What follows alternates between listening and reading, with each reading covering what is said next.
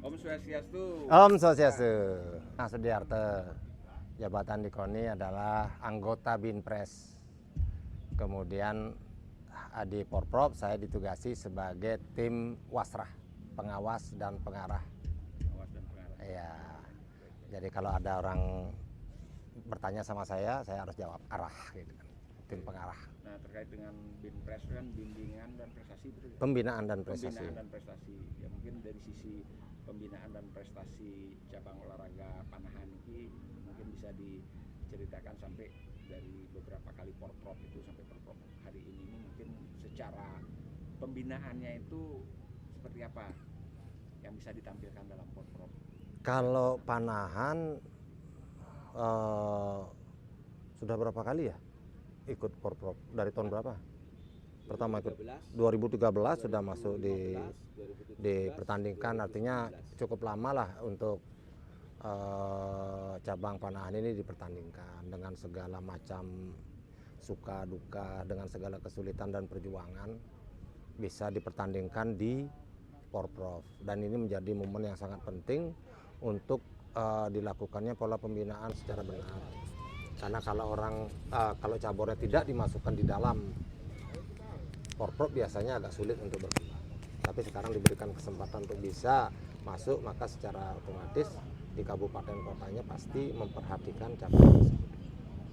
Nah, kalau dilihat dari prestasi yang sudah disumbangkan oleh cabang olahraga panahan ini baik dari skala nasional pun bahkan dibandingkan dengan cabang-cabang yang lain. Kalau panahan ada di grade B, belum masuk grade A. Grade A itu adalah yang rutin menyumbangkan medali emas di setiap kali event multi event PON khususnya.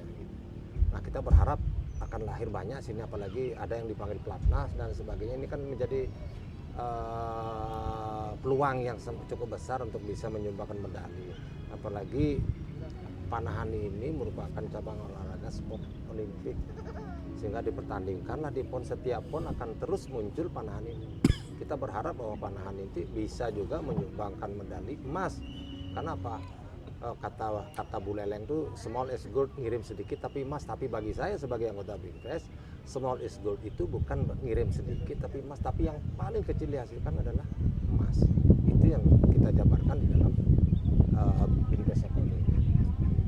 Nah, kalau kita lihat dari cabornya sendiri kan pasti ada satu program kerja atau program pelatihan dan lain-lain yang sudah dilaksanakan secara reguler. Nah, dari KONI-nya sendiri fasilitas atau bisa memfasilitasinya sehingga apa yang menjadi program dari cabur panahannya ini bisa terakomodir. Nah, mungkin apakah sudah masuk juga dalam satu agenda kerja dari KONI-nya sendiri? Kalau agenda kerja KONI adalah menyeluruh dari semua cabur. Sedangkan untuk kegiatan-kegiatan intern, baik itu pelatihan, kemudian kegiatan-kegiatan event, itu semuanya dilakukan oleh cabang olahraga tersebut. Nah, dari kegiatan tersebut, bagi anggota KONI dapat mengajukan anggaran ke KONI untuk kegiatan. Tapi tentunya kita ada keterbatasan itu. Kita hanya bisa membantu seperti di Porprov ini saja. Kita hanya bisa membantu 33,3% kaitannya dengan pelaksanaan, khususnya pendanaan ya, hanya 33,3% kita bisa memberikan bantuan kepada seluruh cabang. Ya. Jadi sumbernya itu masing-masing Upaya cabang, bukan hanya Porprov. Kejuaraan nasional atau kejuaraan lain itu tidak lebih dari 30% diberikan bantuan, karena memang keterbatasan anggaran dan yang diberikan oleh pemerintah daerah kepada KONI.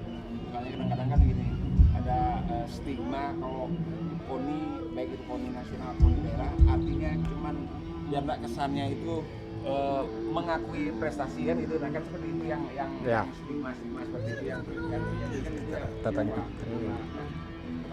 Ya. Artinya mungkin itu salah satu transformasi dari kepengurusan masing-masing KONI dan sehingga benar-benar keterlibatan KONI dalam pembinaan dari cabang olahraga itu terasa dari masing-masing cabang tersebut ya. Nah, kalau dari sisinya Pak Binpres sendiri bagaimana nih, apa reformasi terhadap KONI-nya sendiri berkaitan dengan menciptakan atlet-atlet lintas cabur lah. Kalau saya sih bicaranya tentang satu kesatuan yang utuh dari mulai atlet, pelatih, pengurus sampai ke tingkat yang lebih tinggi. Satu saja tidak berfungsi, nggak ada gunanya. Atlet nggak akan berprestasi dunia kalau tanpa pengurus. Siapa yang akan mengirim atlet tersebut ke kejuaraan event yang lebih tinggi? Iya, karena apa? KONI kan tidak memungkinkan untuk melakukan pembinaan semua cabang olahraga. Maka adalah cabang-cabang olahraga di masing-masing ada pengurusnya, sehingga dialah dari mulai tingkat paling bawah klub, kemudian Pengkap, kemudian Pengprov, akhir kesemuanya ini adalah di KONI Bali. Jadi harus semuanya secara menyeluruh nih, satu kesatuan utuh nih, tidak bisa satu-satu nih gitu. Karena ada beberapa yang menganggap organisasi itu nggak terlalu penting gitu. Yang penting kita bekerja, berlatih, kemudian ada atlet yang bisa menjadi atlet besar. Nggak ada. Semuanya dimulai dari atlet ada, klub ada, kemudian ikut kejuaraan harus didaftarkan oleh Pengkapnya. Nah, dia nggak bisa ikut Porprov kalau Pengkapnya nggak mengirimkan itu. Maka itu apa? Dan Pengkap juga nggak akan jadi apa-apa. Pengkap itu hanya organisasi kecil yang tidak ada artinya ketika atlet dan pelatih juga nggak ada. Makanya saya bilang ini adalah satu kesatuan yang utuh. Iya. Kalau Pengprovnya sekarang hebat, punya duit, ketika BK-PON lolos tanpa KONI, apakah bisa main di PON? Enggak juga. Kenapa? KONI lah yang memfasilitasi itu untuk bisa ikut di multi event tersebut. Ya, nah cenik kayak ini. Ya untuk Pak Segum, gimana Pak Segum? Saya mau konfirmasi ini, apakah terkonfirmasi apa yang disampaikan oleh Pak Binpres ini di pengajaran cabur panahan ini? Tadi kan sempat disampaikan oleh Pak Binpres bahwa KONI itu bukan hanya berbicara mengenai satu divisi kan, satu bidang olahraga kan, itu artinya secara menyeluruh ya kan.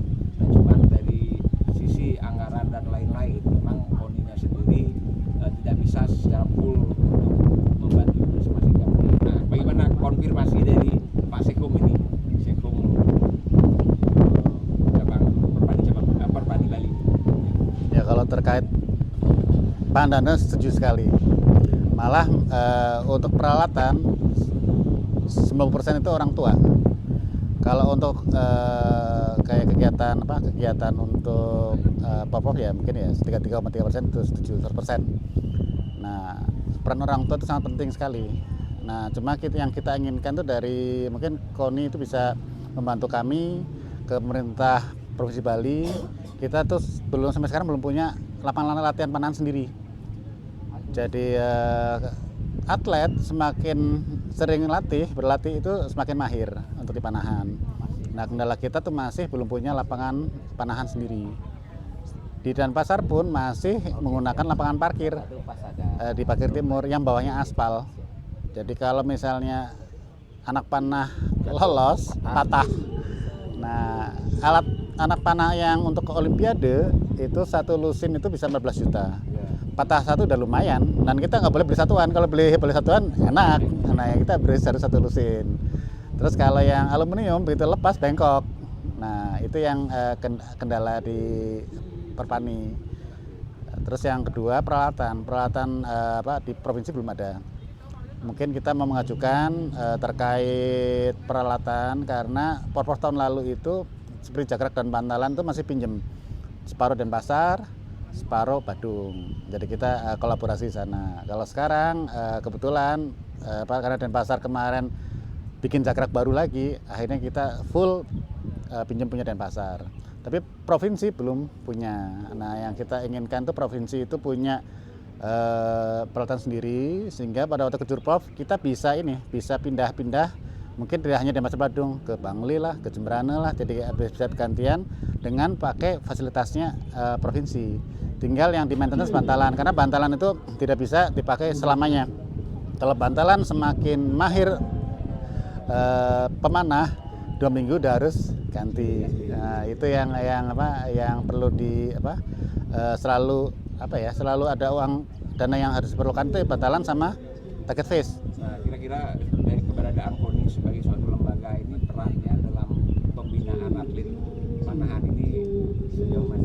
kita harus harus komunikasi dua arah. Jadi apa yang kita bisa mandiri dan apa yang KONI bisa bantu, kita harus kolaborasi, karena kan tidak mungkin KONI itu 100% membantu cabur.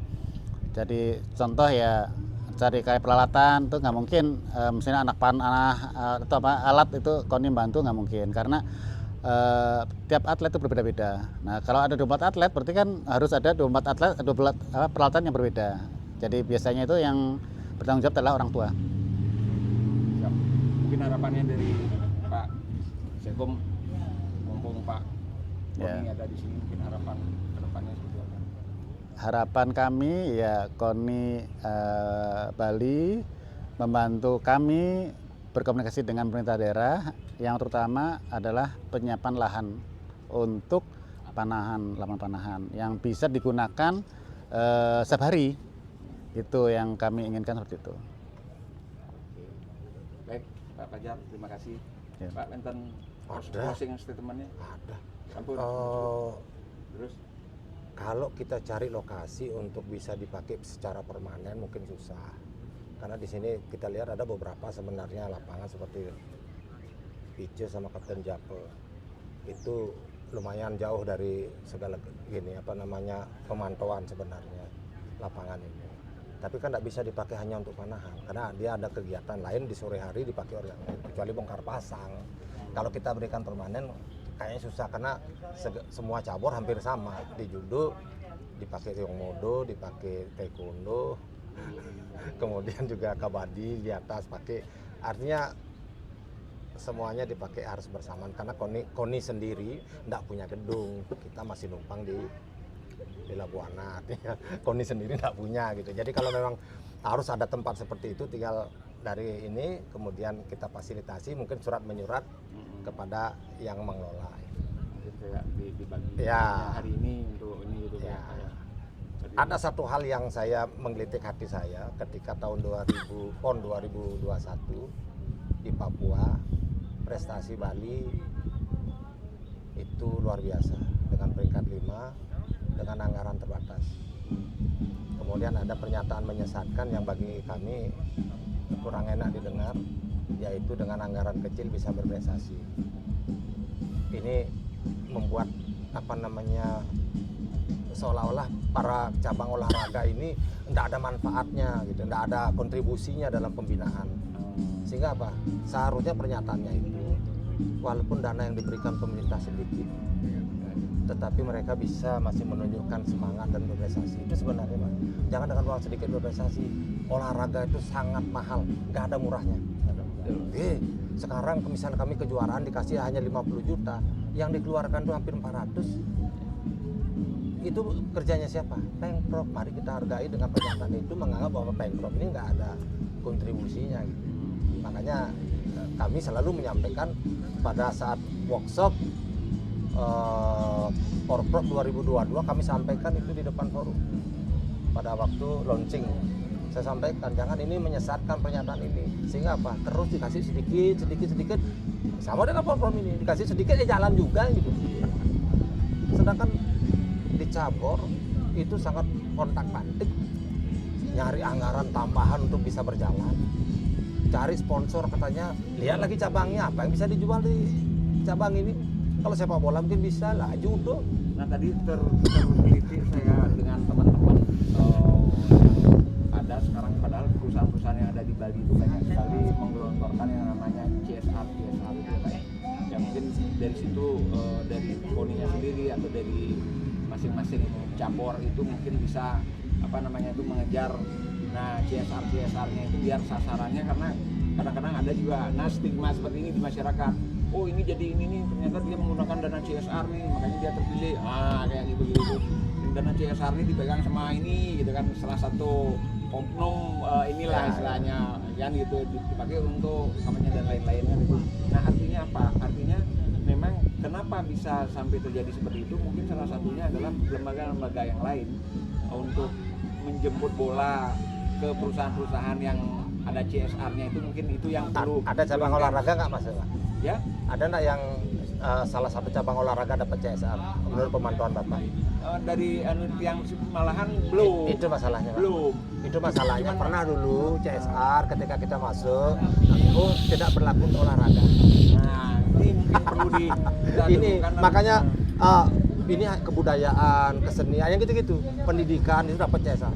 Tapi olahraga nggak ada, Pak. Maaf, itu jawabannya pernah kita masuk. Nah sekarang mungkin sudah mulai sedikit, Pak, ada terbuka. Boleh olahraga, cuman PONI murni full dari APBD. Nggak ada dari luar, di luar APBD nggak ada. Dulu masih ada ketika kita mengelola gedung. Ada dulu untuk dipakai gitu. Karena apa? Kita sewa dulu. Gedung itu kita yang sewa KONI. Kemudian dari hasil sewa ini kita bisa perbaikan dan sebagainya. Sekarang sudah Diknas yang mengelola. Artinya kita murni sekarang adalah di KONI itu adalah dengan APBD. APBD inilah berapapun APBD yang diberikan kepada kita, itulah yang kita bagi. Banyak orang yang tidak mengerti tentang KONI. Kok yang lain cuma 100 juta, yang organisasi fungsional Pramuka, PMI 100 juta, 50 juta. Ketika sampai di KONI, miliar, 60 miliar. Jadi tanda kutip orang masih menganggap bahwa KONI uangnya besar, bagi-bagi di pengurusan, salah besar. Kita sudah bagi habis ke 67 cabur olahraga. Berapa yang bisa kita berikan kepada mereka? Belum di kegiatan itu mulai dari kejurnas sendiri, belum raker, belum penataran. Banyak sekali yang harus ditanggung untuk itu, sedangkan anggaran kita terbatas. Semua atas waktunya, jadi bisa kita coba budayakan komunikasi. Itu kita pakai komunikasi baik secara tertulis maupun secara media.